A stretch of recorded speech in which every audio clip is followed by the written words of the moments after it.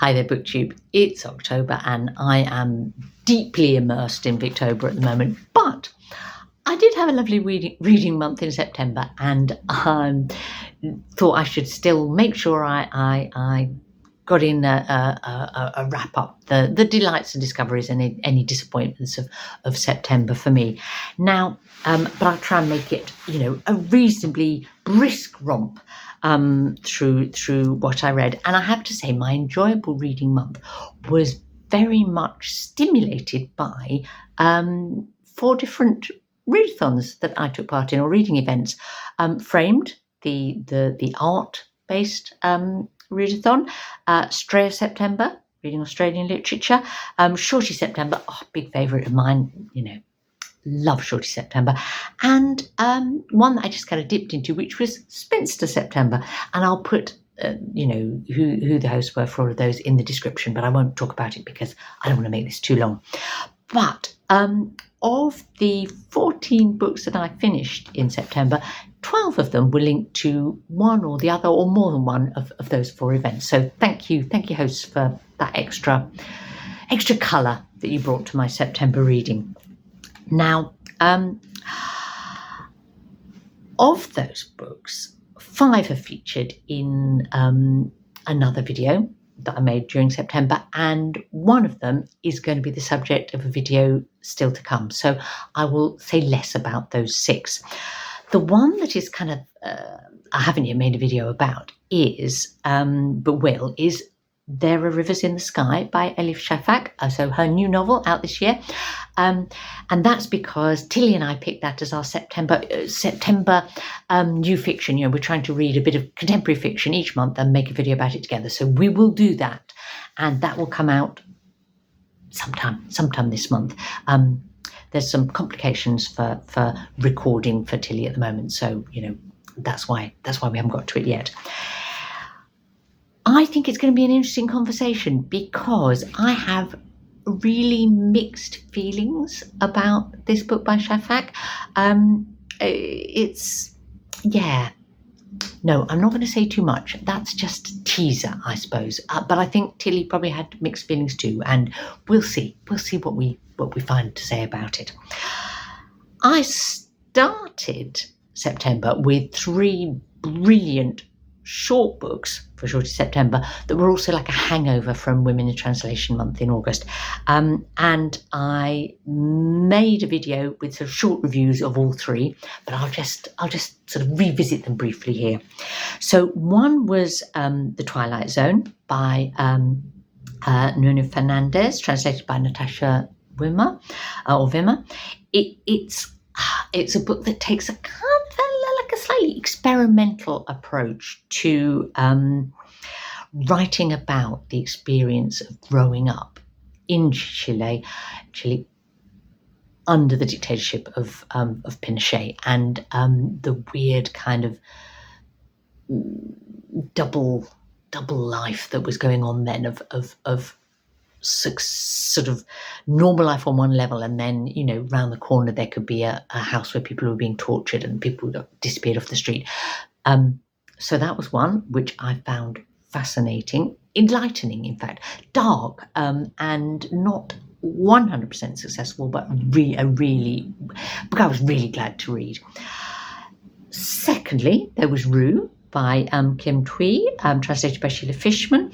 Now that's kind of a novel in vignettes with quite a lot of sort of autobiographical content in it. So like little short sections that draw on Thuy's childhood in Saigon, her experience of being one of the Vietnamese boat people, fleeing Vietnam, arriving and being in a refugee camp in Malaysia, and then being resettled in Canada, in French Canada. So this book was written she is now French Canadian, and this book was written in French, and it goes back and forth in time, but is quite for a book that's about quite dark and challenging things, it's quite upbeat in a way. It's about survival, it's about getting through, it's about feeling welcomed by a new country, and what that's meant in her life. A lovely book. I'm really pleased to have read that one. But the peak of the three for me was Ti Amo by Hanne Ørstavik, so translated from the Norwegian by Martin Aitken. Now, it's billed as a novel, but it's more of a memoir, if we're honest, more of a memoir than fiction. And it's, how to describe this book? It's complex. It's ruthlessly honest writing about grief for the one you love, for your husband, but experiencing that grief before his death because of knowing that he's terminally ill and that you haven't got much longer together. And how do you deal with that? How do you live with that? What does that do to love? What does that do to your relationship when you becoming a carer as well as a partner? Beautifully written, sparse, polished, unsentimental, but I found it quite devastating. Another knockout book by a woman in translation that I read in September was A Little Luck by Claudia Piñeiro, the Argentinian author, translated by Frances Riddle, who also translated Elena Knows, which was kind of Piñeiro's sort of breakout book in the English-speaking world, in translation, although, she was very much a bestseller and critically acclaimed in Argentina and in, the Spanish-speaking world. So I was really pleased to read a second book by her, because I loved Elena Knows, and I was worried, would A Little Luck kind of live up to my expectations, or would it be just slightly disappointing? No, it was great. I loved it. It's what could I say about it? It's a book about guilt and blame and love and what we might be prepared to do for our children, which is always an interesting book to read as a parent. Really strong plot, really great central character, and it's a tough story but it there's something about, I don't know, second chances and sort of, I don't know, understanding yourself and coming to terms with your past that made it, yes, not a tragic book, despite its sort of darker content. Definitely a winner for me. Another book that was absolutely a winner, and again by a woman in translation, was Mammoth by Eva Baltasar, and that's translated from the Catalan by Julia Sanches. And what to say about that? Well, the thing that I love about Baltasar, and this is the second book by her that I've read, the one before was Bolder, and I will read the third in her, which was actually the first in this kind of loosely connected trilogy, is her writing style. It's uncompromising, I suppose, is how I would describe it. And I did make a standalone video about Mammoth, so I must sort of resist talking about it too much. The style is, I don't know, it's not always attractive, if you know what I mean. It's kind of like Jolie Lage, ugly beautiful, Baltasar's writing. And I'm so glad to have had the extra push of Shorty September to make sure that I got to it. And do read Baltasar. That's all I can say. But don't expect it to be cuddly.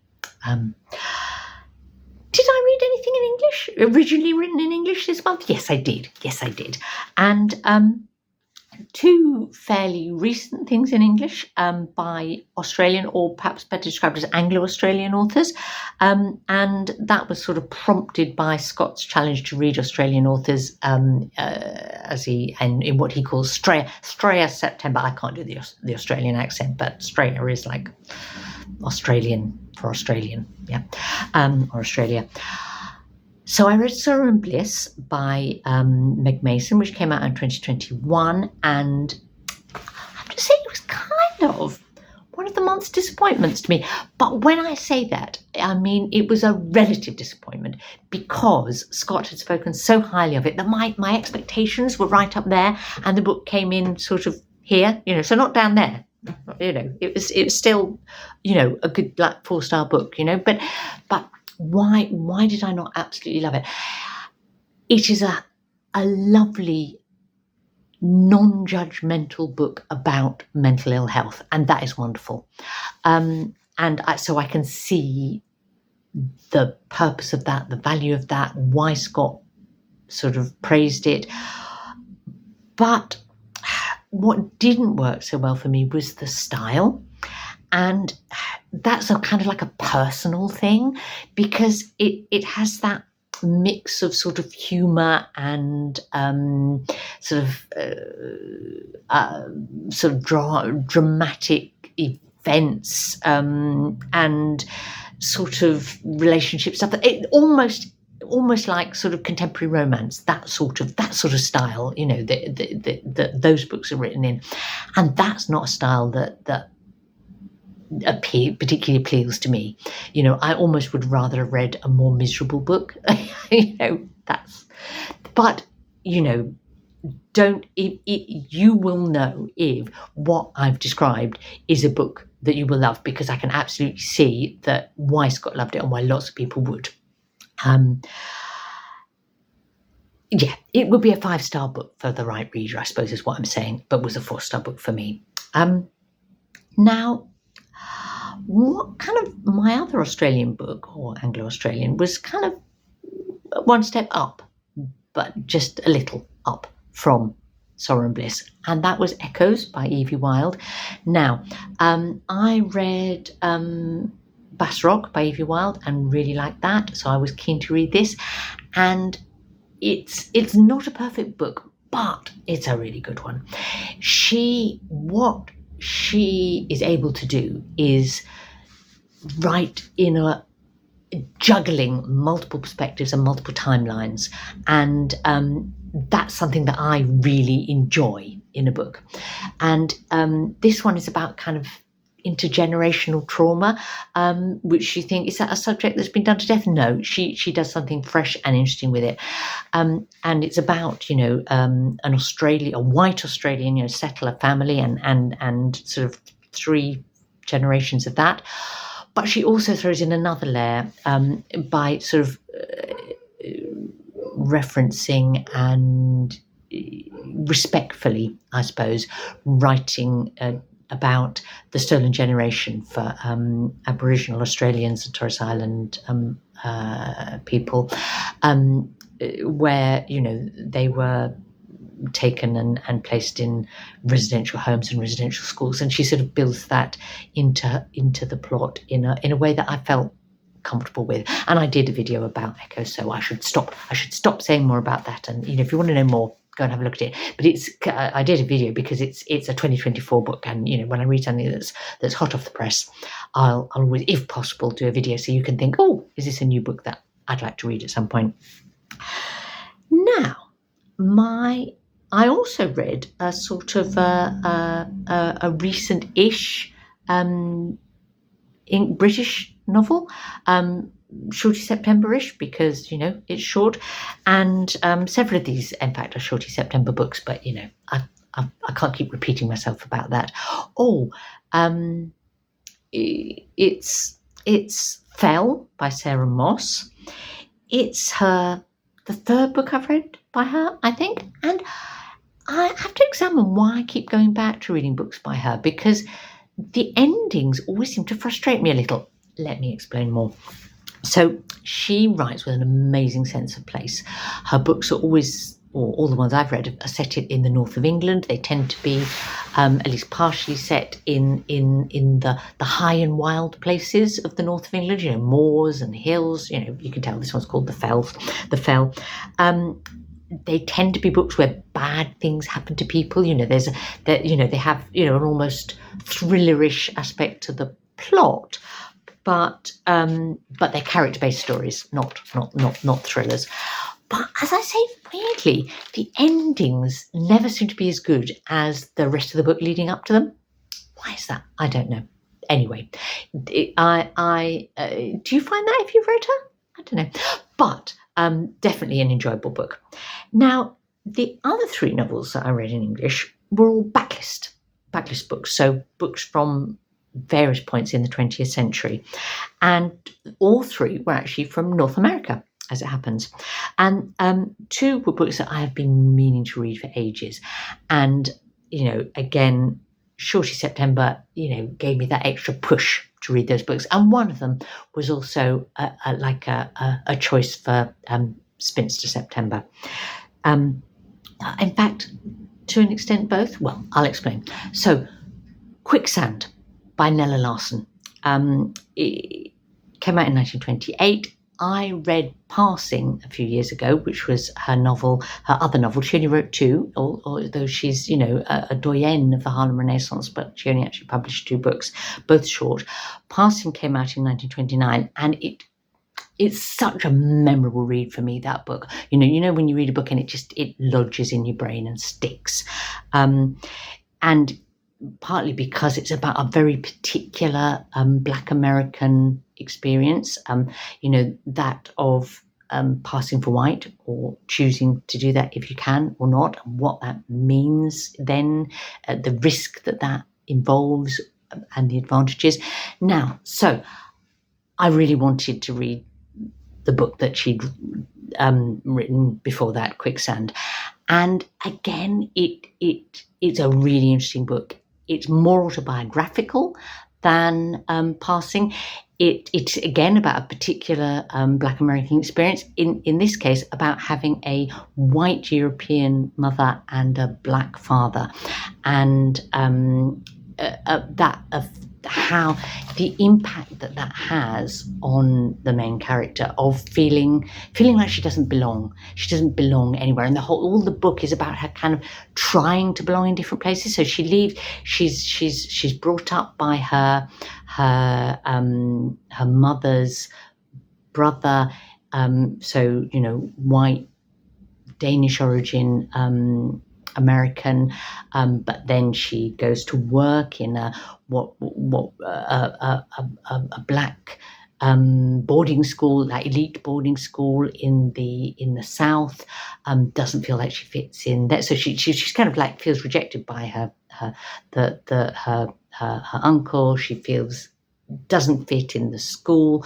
Then she moves back to Chicago and is really rejected then by her uncle and his partner. She moves to New York and feels like she kind of finds a place in a sort of middle-class Black Harlem kind of society, but doesn't feel right with that. She goes to visit her mother's family in Denmark and is warmly welcomed, but feels like she's like treated like an exotic flower.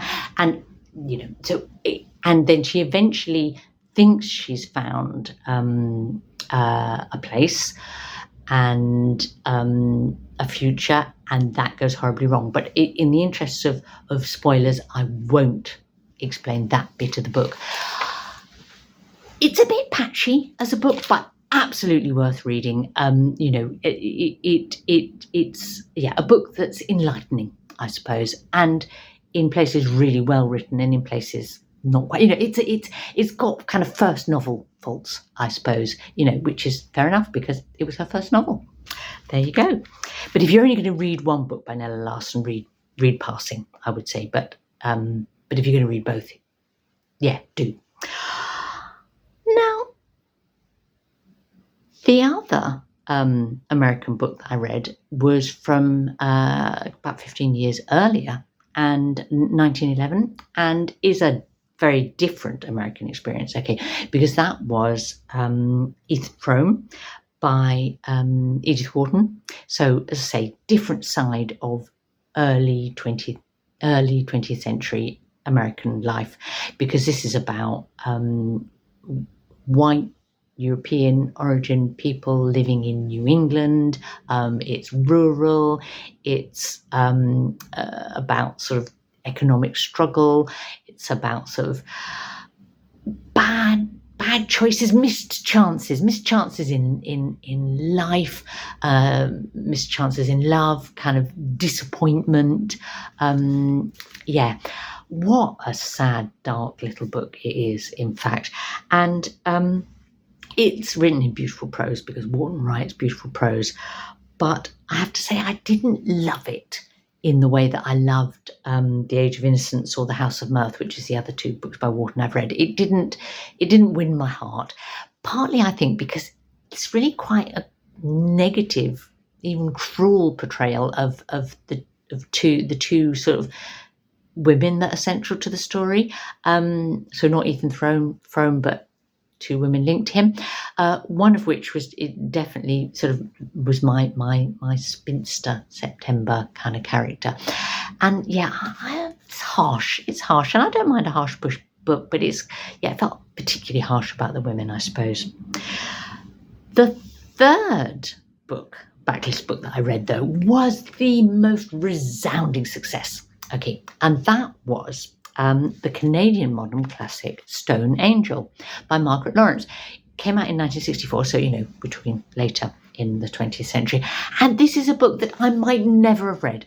It wasn't a book I'd heard of or knew about. Then I heard it talked about when Lindy and Jolene were doing their can lit, best of, 20th century. They were doing best of 21st century Canadian literature, but they were kind of harking back and mentioning other kind of great Canadian books. So, that kind of switched me onto it. But then also Sean Bree's books, his sort of Patreon book club had to choose a book to read this autumn and picked The Stone Angel. And how glad I am that took place, because it's the most memorable and extraordinary book about an elderly woman central character. And, those are to be cherished because they're few and far between. And what I love about Hagar Shipley, the main character in this book, is she's not a cuddly character. She is not a warm, cute, charming old woman. On the contrary, she's abrasive, she's difficult, she's quite self-centered. She's in her 90s. She's frail. She's starting to become, lose her sort of mental powers as well. But she is tough and bold and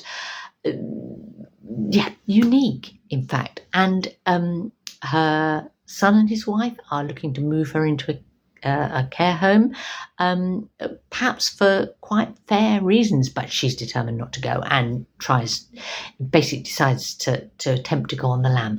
But now Tilly said that's not a phrase that she knew what that meant. Do a runner. I don't know. Do you know what going on the lam means? Well, anyway, that's beside the point.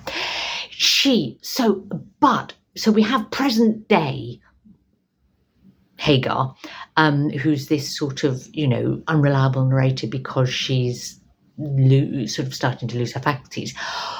But what we also have is past Hagar, because she remembers, as you do, I guess, her childhood and young life and middle age and so on in vivid detail, even though she struggles to remember, what happened yesterday or what she's meaning to do today. And she is the most wonderful self-critical narrator of her past alongside the present day story. And we go back and forth between the two. And it's in Manitoba and it's in what are called the Northern Prairies, I understand. Very tough existence. And her father was one of the founders of this small town in Manitoba. And so we get a kind of almost like a kind of late 19th through the 20th century, sort of up to around 1960 sort of version of rural life in Manitoba. Oh, really, I cannot recommend this book strongly enough. I really loved it. And you wonder why it isn't better known. Virago published it as one of their sort of modern classics in 1987, I think, in the UK, and then they haven't been able to keep it in print because it doesn't sell enough. It's available as an ebook.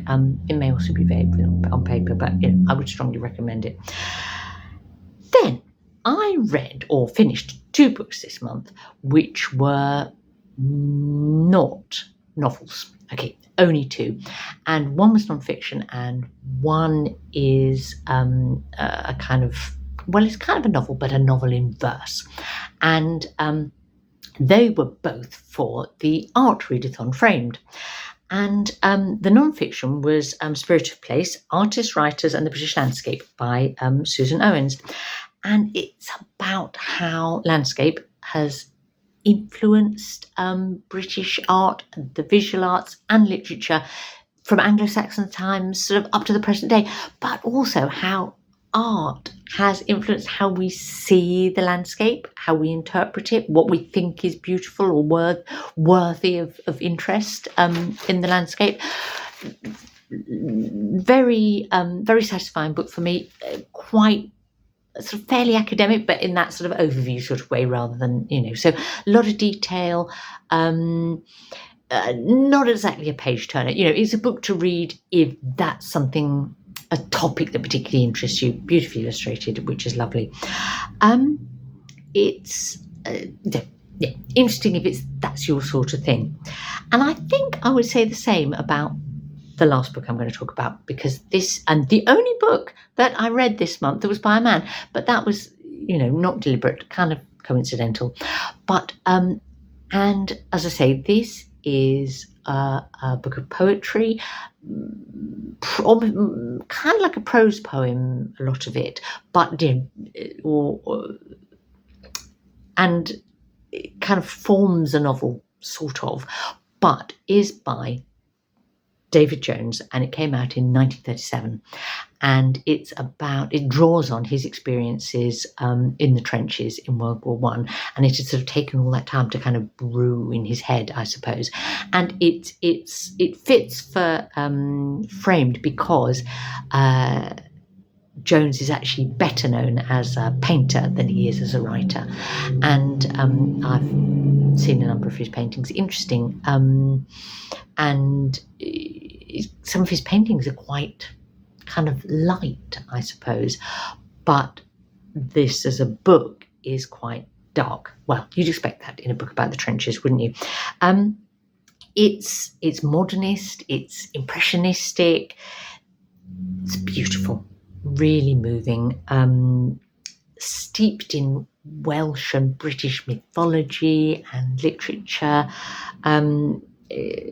quite brutal about, what it was like to be in the trenches. It really, although it's, as I say, written in quite this sort of impressionistic, modernist way, it gives a very realistic picture, I think, makes you of life in the trenches. You really feel it and see it through his poetry, and you get a sense of the frustrations, the companionship, the fear of the ordinary soldier.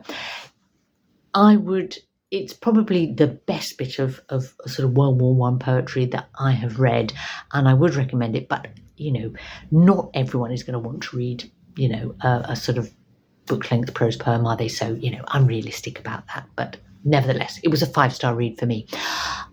As always, I would love to hear about it if you've read any of these things or want to, and what were your highlights of your September reading? And I'm just going to repeat my thanks to the hosts of those 4 September readathons that helped inspire such an interesting reading month for me.